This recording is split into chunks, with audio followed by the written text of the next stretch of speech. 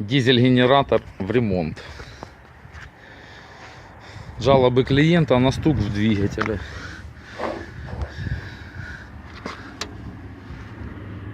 Открыли крышечку. Лежат какие-то магнитики, походу. Похоже на магниты. С зажиганием. О, так тут, да. Все понятно. Надо разбирать.